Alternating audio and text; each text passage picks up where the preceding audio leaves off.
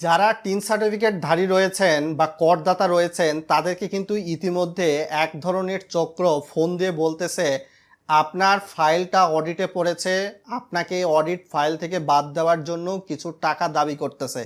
অনেকেই কিন্তু দেখা যাচ্ছে risk based automatic audit selection প্রক্রিয়ায় এইখানে কিন্তু এনবিআর থেকে প্রায় ৭১,০০০ ফাইল অডিটের জন্য প্রস্তুত করা হয়েছে। তার সঙ্গে দেখা যাচ্ছে কয়েকদিন আগে কিন্তু আরও ৫,০০০-এর কিছু বেশি মানুষের ফাইল কিন্তু হয়তোবা কোনো কারণে অডিটের মধ্যে পড়েছে।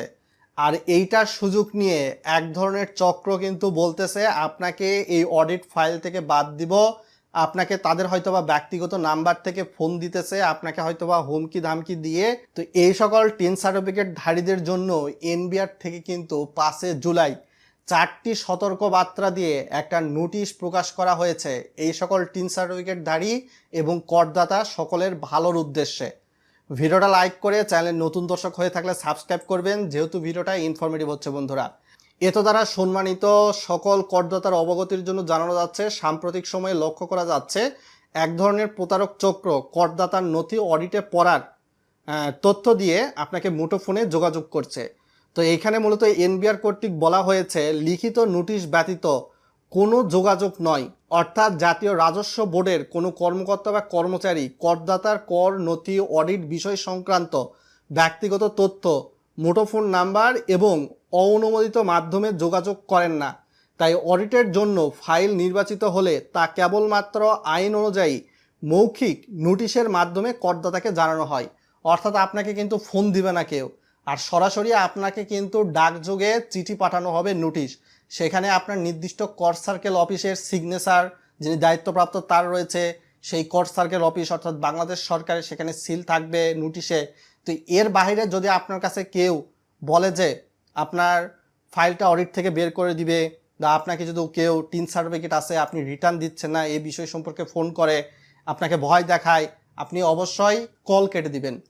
দ্বিতীয়ত বলা হচ্ছে আর্থিক লেনদেনের সতর্কতা, অর্থাৎ কর সংক্রান্ত কোনো বকেয়া কর বা ফি শুধুমাত্র সরকারি চ্যানেলের মাধ্যমে রাষ্ট্রীয় কোষাগারে জমা দিতে হয়।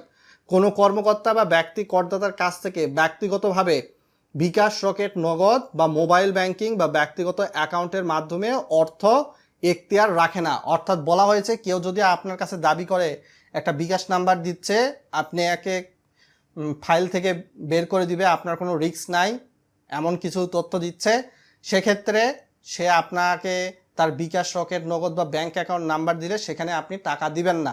ফাইন হয়ে থাকে আপনাকে নোটিশ দিলে আপনাকে ওই টাকাটা কিন্তু ব্যাংকের চালানের মাধ্যমে জমা করতে হবে সরকারি কোষাগারে, বা আপনি অনলাইন মাধ্যমেও ই চালানের মাধ্যমে এটা জমা দিতে পারেন, কিন্তু ব্যক্তিগত বিকাশ, রকেট, নগদ অ্যাকাউন্টে কখনোই টাকা দিবেন না, কেটে দিন ফোন।